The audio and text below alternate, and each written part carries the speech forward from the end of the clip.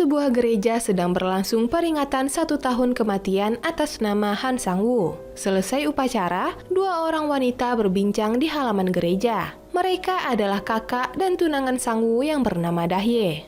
Sang-woo meninggal karena dibunuh seorang siswa SMA. Sampai saat ini, kakak Sang-woo belum bisa mengampuni sang pelaku. Sementara Dahye malah membuat petisi pengampunan si pelaku dan berencana membuat film dokumenter tentang orang-orang yang ikhlas memaafkan pelaku kejahatan. Dahye mencoba memaksakan kedamaian di hatinya dengan memaafkan pelaku yang telah merenggut nyawa tunangannya. Sebelum berpisah, kakak Sang-woo memberikan kado ulang tahun untuk Dahye. Ia berpesan agar Dahye membukanya setelah ia memahami perasaan kakak Sang-woo. Adegan kembali ke masa lalu. Malam itu Dahye pulang bersama dengan Sang-woo. Mereka pasangan yang saling mencintai. Dahye selalu menyimpan payung yang diberikan Sang-woo sejak 8 tahun lalu. Tengah asik mengobrol, Jisuk teman Sang-woo sekaligus sepupu Dahye menelpon. Ia meminta Sang-woo menjemputnya karena dirinya terlalu banyak minum. Awalnya Sang-woo menolak karena ia ingin tinggal bersama Dahye, sebab besok tunangannya ini akan berulang tahun. Tapi Dahye tak tega dan menyuruh Sang-woo untuk menjemput Jisuk. Setelah kepergian Sang-woo, Dahye malah ketinggalan bus. Ia terpaksa menunggu di sebuah minimarket karena turun hujan. Dahye membeli secangkir kopi. Ia baru sadar kalau tadi Sang-woo menelpon dan meninggalkan pesan suara untuknya. Ia berkata bahwa dia baik-baik saja dan mengungkapkan cintanya pada Dahye. Namun itu adalah kali terakhirnya Dahye mendengar suara Sang-woo. Adegan beralih ke masa kini. Keponakan Dahye yang bernama Jimin datang berkunjung untuk merayakan ulang tahun Dahye. Ia mengkhawatirkan kondisi Dahye setelah kehilangan Sang-woo. Untuk menghibur Dahye, Jimin berkata bahwa ulang tahun Dahye sama dengan ulang tahun Sang-woo di akhirat. Dulu saat Sang-woo ingin menjemput Jisuk, ternyata Jimin telah menjemputnya lebih dulu karena Jisuk juga menghubunginya. Sebagai adik yang baik, tentu Jimin langsung menjemputnya. Jimin jadi tidak enak hati saat tahu Sang-woo ingin menjemput abangnya dalam cuaca hujan lebat. 이제부터 내 생일이 다른 별에선 상우 씨 생일이네. Hari berikutnya di gereja. Seorang wanita bernama Sophia dijemput suster gereja untuk menemui seorang wanita tua dan Dahye. Wanita tua ini meminta Sophia memaafkan perbuatan putranya yang telah membunuh anak Sophia, hingga hukuman mati tak perlu dijatuhkan. Meskipun sudah dibujuk suster dan Dahye, Sophia tetap menolak. 한 사람을 어떻게 또... 그러게요. 그렇게 산 사람을 죽인 사람이 Malam harinya, Jimin berbaring di pangkuan Dahye. Ia sangat bahagia karena tidak ada yang pernah mengelusnya selembut ini. Selama ini, ia selalu jadi korban kekerasan ayahnya. Bahkan Jimin harus mengganti model rambut karena kepalanya memar dibuat sang ayah. Walau begitu, Dahye tetap menasihati Jimin untuk berbakti pada orang tuanya. Esok harinya, Dahye dan Jimin mengunjungi salah satu narasumber untuk film dokumenternya. Ia adalah seorang suami yang rela memaafkan pelaku pembunuhan istrinya. Oleh karena itu, ia menulis petisi pengampunan hukuman mati meskipun keluarganya menentang keputusannya ini. Baginya, memaafkan adalah obat dari rasa sakit itu sendiri.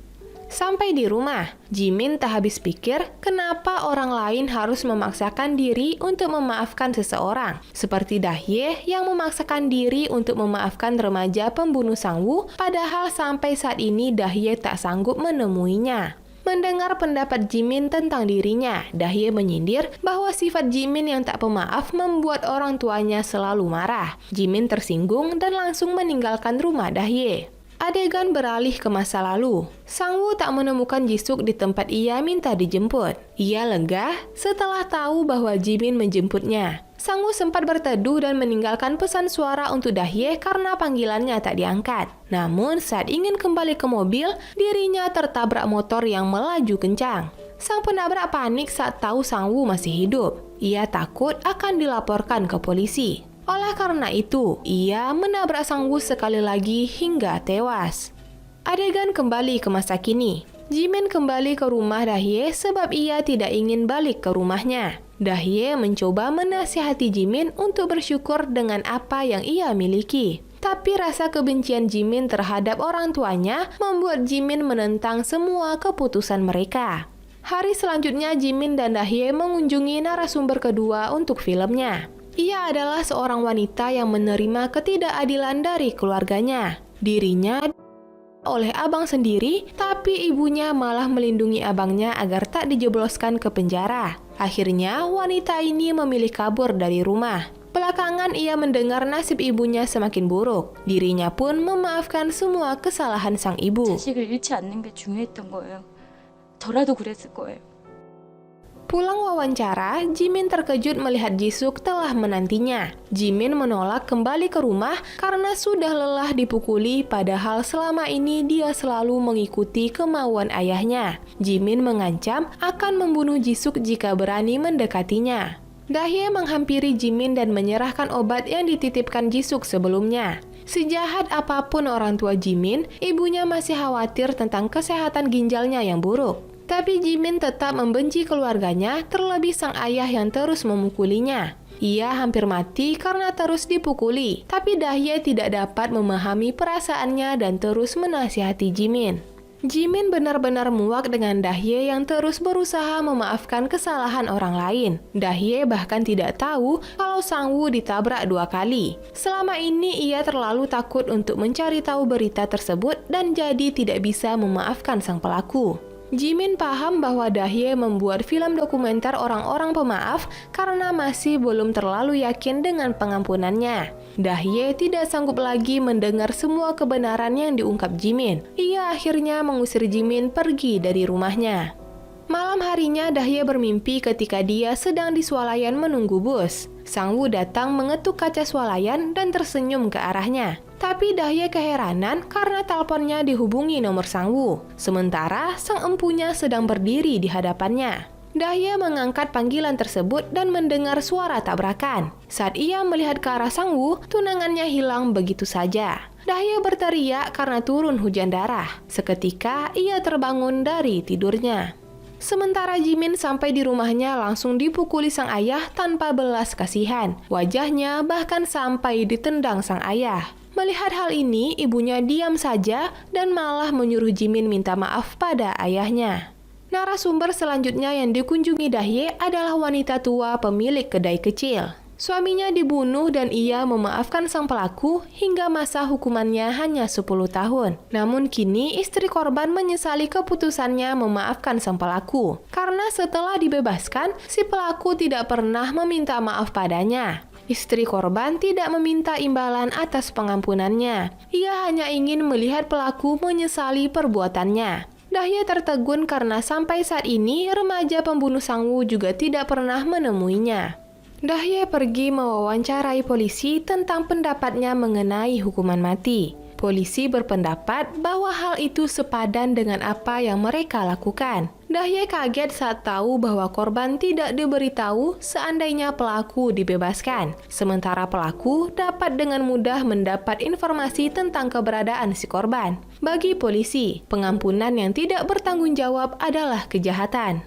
Dahye mulai meragukan keputusannya untuk memaafkan. Esok harinya, ia pun pergi menemui detektif Park yang dulu menangani kasus Sang-woo. Dahye terkejut bahwa Kim Tae-hoo, remaja pembunuh Sang-woo, kini berada di pusat rehabilitasi remaja karena membunuh teman sekolahnya sebab alasan yang sepele. Bahkan sebelum insiden penabrakan Sang-woo, Tae-hoo pernah menikam ibunya sendiri tapi tidak dilaporkan keluarganya. Dahye menyesal karena dulu memaafkan Tae-hoo supaya tidak dipenjara dan bisa kembali bersekolah.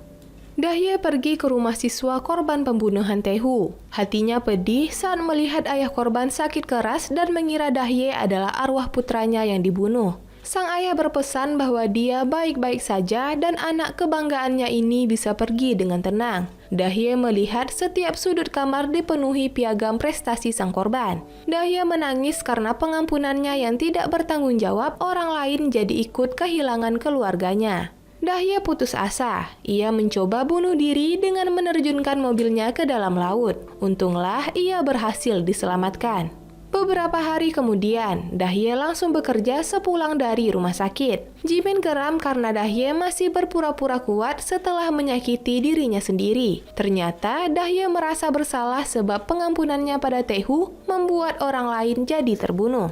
Dahye menceritakan penyesalannya pada pendeta dan suster di gereja. Bagi suster, apapun yang terjadi pada Tae-hoo dan siswa yang dibunuhnya adalah takdir Tuhan. Dahye tidak bisa menerima ucapan sang suster. Ia terus melamun di sebuah kafe sampai Jisuk datang menyadarkannya. Pada Jisuk, Dahye katakan bahwa ia akan menunggu sampai dirinya bisa memaafkan dan menjadi lebih kuat atas semua rasa sakitnya.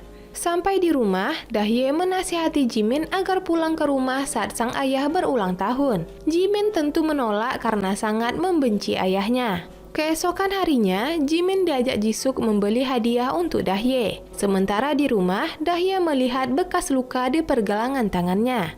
Tahun lalu setelah kematian Sang-woo, Dahye sangat stres. Semuanya diperburuk dengan kenangan masa kecilnya yang broken home. Akhirnya, ia mencoba tapi berhasil diselamatkan. Jimin dan Dahye makan di sebuah restoran. Saat itu, Jimin kaget membaca pesan dari sang ayah kalau ia sudah memaafkan Jimin karena Jimin memberinya hadiah. Jimin langsung menghubungi sang ibu dan menegaskan bahwa dia tidak mungkin memberi hadiah pada sang ayah. Ternyata hadiah tersebut berasal dari Jisuk. Jimin berlari ke rumahnya penuh emosi. Selama ini, ia selalu dijadikan alat untuk menaikkan derajat kedua orang tuanya di depan kolega mereka. Ayahnya selalu memaksa Jimin untuk mengikuti kehendaknya. Jika menolak, maka Jimin akan dipukuli sampai babak belur. Sampai di teras rumahnya, Jimin dicegah sang ibu untuk menghancurkan pesta ulang tahun ayahnya. Ia malah menyebut Jimin sebagai pembuat masalah di keluarga. Sebagai ibu, ia tidak pernah memikirkan betapa tertekannya Jimin selama ini. Jisuk keluar dari rumah dan menampar Jimin. Tanpa belas kasihan, ia mendorong Jimin keluar rumah hingga jatuh tersungkur dan menyebabkan luka di pipinya. Jimin duduk tersandar di dinding pagar rumah mereka dengan wajah yang semakin pucat. Jimin teringat kenangannya saat SMA. Dokter menyuruhnya untuk segera melakukan transplantasi ginjal karena kondisi ginjalnya semakin buruk. Hanya sang ayah yang bisa melakukan transplantasi untuknya karena golongan darah mereka sama. Tapi Jimin merahasiakannya karena paham betul dengan sifat sang ayah.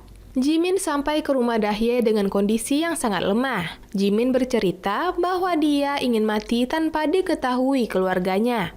Jimin juga merasa bersalah atas kematian Sang-woo. Andai malam itu ia tidak menjemput Jisuk karena tahu Sang-woo akan datang, mungkin insiden penabrakan itu tak akan terjadi. 다시 태어나면 언니 딸이고 싶어. 사양하겠네요. Pagi harinya, Dahye menghampiri Jimin yang sedang melamun di luar rumah. Dahye berpesan agar Jimin tidak terlalu membenci ayahnya, karena setiap orang tua pasti menyayangi anak-anaknya. Seperti kasus Tae-hoo, walaupun ia menikam ibunya, tapi sang ibu tidak tega menjebloskannya ke penjara. Jimin mengambil kesimpulan, bila dia tidak sanggup membunuh orang tuanya, mungkin dia sanggup membunuh dirinya sendiri. 진작 알았다면 그래도 나 탄원서를 써줬을까? 부모를 죽이려 한 아이였는데. Malam harinya, Jimin memutuskan pulang ke rumah dan menyerahkan surat uji DNA untuk memastikan kecocokan transplantasi ginjal dari ayahnya. Tapi belum sempat menjelaskan, sang ayah langsung menamparnya karena mengira Jimin meragukan statusnya sebagai anak kandungnya. Tak cukup sampai di situ, ia bahkan memukuli Jimin dengan tongkat tanpa mau mendengarkan penjelasan anaknya sedikit pun. 제발 말해줘. 나한테 왜 이래? 아빠는 뭐가 문제인 거죠? 말해줘요. 그럼 아빠를 조금은 이해할 것 같아요. Di lain tempat, Dahye mengunjungi Sofia yang kekeh tidak mau menulis petisi pengampunan hukuman mati pada pelaku pembunuhan putrinya. Sofia memaafkan sang pelaku, tapi dia ingin pelaku membayar kejahatan yang telah ia lakukan. Pengampunan bukan berarti menghilangkan kebencian, karena diri sendiri butuh waktu untuk menghilangkan perasaan tersebut. 용서란 미움을 없애는 게 아니에요. 그건 불가능해요. Esoknya Jimin duduk seorang diri di stasiun kereta. Ia memutuskan pergi jauh tanpa memberitahu siapapun. 3 musim telah berlalu, keberadaan Jimin tak kunjung ditemukan. Dahye menyalahkan Jisuk yang tidak pernah melindungi adiknya dan selalu jadi pengecut hingga Sang-woo meninggal dunia. 괴로웠다고! 얼만큼? 지민이보다도 괴롭지 않았어.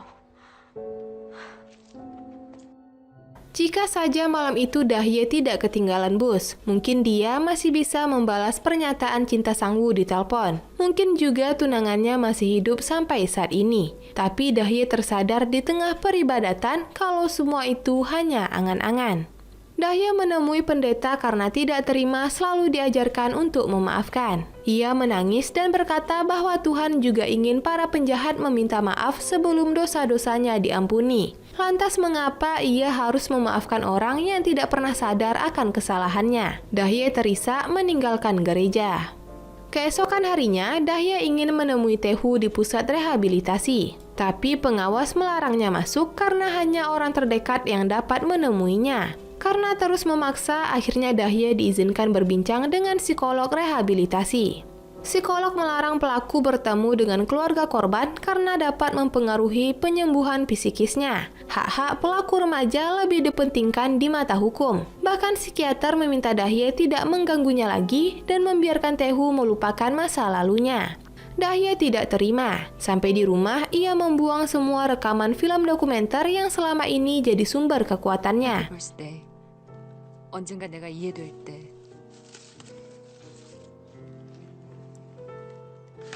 Malam harinya Dahye terbangun karena Jimin akhirnya kembali. Jimin berbaring di kaki Dahye. Ia berpesan agar Dahye tidak terus terpuruk setelah kematian Sang-woo. Jimin sebenarnya juga ingin belajar memaafkan seperti Dahye hingga tidak terus membenci ayahnya. Daripada menyakiti orang tuanya, menurut Jimin lebih baik menyakiti dirinya sendiri. Setelah berbicara demikian, Jimin tertidur di pangkuan Dahye. Di saat terakhir, Jimin berkata bahwa dia tidak kesakitan lagi karena telah menyerah pada orang tuanya. Ia berterima kasih dan ingin Dahye menjadi saudaranya lain kali. Ia terbangun saat mendengar pintu tertutup. Alarm HP-nya berbunyi dan mengingatkan kalau hari ini Jimin berulang tahun. Jimin tidak pernah berkunjung secara nyata. Ia hanya datang ke dalam mimpi Dahye untuk mengucapkan salam perpisahan selamanya karena ia sudah tiada. 우리 다음엔 진짜 가족처럼 살자. 고마워 언니. Besoknya Dahye menemui suster gereja. Ia berkata bahwa dia memiliki kebebasan untuk tidak memaafkan, sebab pengampunan yang terburu-buru adalah suatu kepalsuan. Sesampainya di rumah, Dahye merekam video untuk Tae-hoo. Ia meminta Tae-hoo untuk memahami penderitaan orang yang ia sakiti dan menjadi lebih baik ke depannya. Dahye kembali bersepeda dengan sepeda Jimin sekencang mungkin. Ia membiarkan kenangannya dengan Sang-woo terbang terbawa angin. Walau di akhir cerita luka Dahye belum sembuh, ia membiarkan perasaan benci tersebut nanti hilang dengan sendirinya. Yap, dengan begitu cerita pun tamat. Film A Reason to Live adalah film yang berasal dari Korea Selatan dan rilis tahun 2011. Film besutan sutradara Lee Jong Hyang ini menggandeng beberapa aktor dan aktris kenamaan Korea. Sebut saja Song Hye Kyo, Nam Ji Hyun, dan Ki Tae Yong. A Reason to Live mengajarkan kita untuk memahami makna keikhlasan yang sesungguhnya. Perasaan benci adalah suatu hal yang wajar, namun memaafkan adalah suatu hal yang sangat dianjurkan. Kita tidak bisa memaksa orang lain untuk cepat memaafkan, karena kita sendiri tidak bisa memahami rasa sakit apa yang telah mereka alami. Namun, seperti quotes yang ada di film tadi, pengampunan yang tidak bertanggung jawab adalah suatu kejahatan. Pengampunan yang diberikan atas suatu kejahatan adalah kesempatan baru untuk memulai hidup yang lebih baik lagi. Oke, dan masuk pada sesi penilaian. Biro Perfilman UBR Media memberikan rating film A Reason to Live 6,8. Like dan share ke teman-teman tersayangmu agar mereka juga ikutan tahu update film-film menarik ini. Dan jangan lupa subscribe channel UBR Enthusiast. Terima kasih banyak dan bye-bye!